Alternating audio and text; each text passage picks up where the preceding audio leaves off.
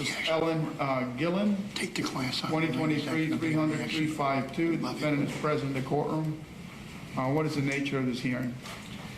Good afternoon, Your Honor. My first name is Matthew, last name is Ferry, and I represent Ms. Gilland. Also present is my law partner, Ashley Parker. We're before the court on a motion to set bond. Okay, what's this state?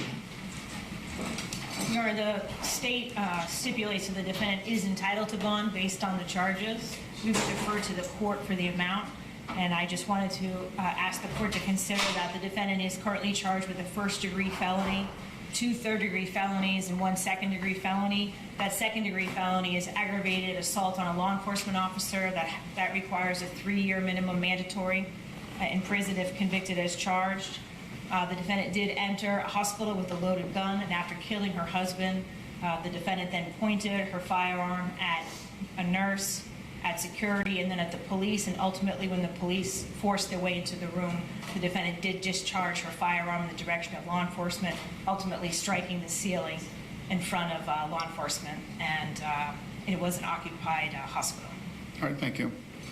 Your Honor, in support of the defendant's second request for bond, I did have marked for identification purposes Dr. Danzinger's report. The state has agreed to stipulate to its admissibility, and also Ms. Gilland's financial affidavit. Okay, is this report any different of how he testified? Is it any different from how Dr. From how he testified at the original bond hearing? No, Your Honor. Okay. I watched the bond hearing, the original bond hearing. Okay, very well.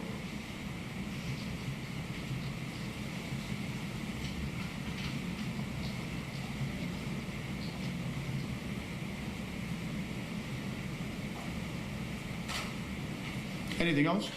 Your Honor, we did intend to call Ms. Gilland's 2 nieces. They are going to testify in a similar fashion as the previous bond hearing. Okay, I watched them testify. Okay. Anything else? No, Your Honor. Any argument? Yes. Now, procedurally, Judge Foxman did deny the first bond motion due to, in part, the nature of the offense. It was a capital offense. The circumstances have changed dramatically since that bond hearing. A grand jury was impaneled, and they were presented with evidence and discovery from the state.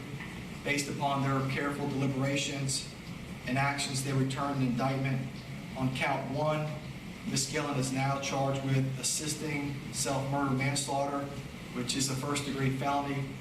Under the Constitution, under the rules of criminal procedure, it's our position that she's entitled to bond, and based upon her financial affidavit and based upon the testimony that has been presented to the court, we're asking that the court set bond in the amount of $50,000 with conditions that she have no access to any firearms or weapons. Okay, anything else from the state? No, Your Honor. All right, I'm going to go ahead and set bond. In your case, will be a blanket bond. Bond will be set at $150,000. In addition to that, you'll have no firearms, weapons in your possession. Also, you'll be under the supervision of pretrial release. I'm going to require you to check in with pretrial release. Take medications as prescribed. I'll forbid you from going to any hospital unless it's an absolute emergency. And if you need some sort of care at the hospital, then you need to check in with pretrial release so that they can notify the state and the court of your need to go to a hospital for any reason whatsoever. Any other conditions you want? No, Your Honor. All right, thank you.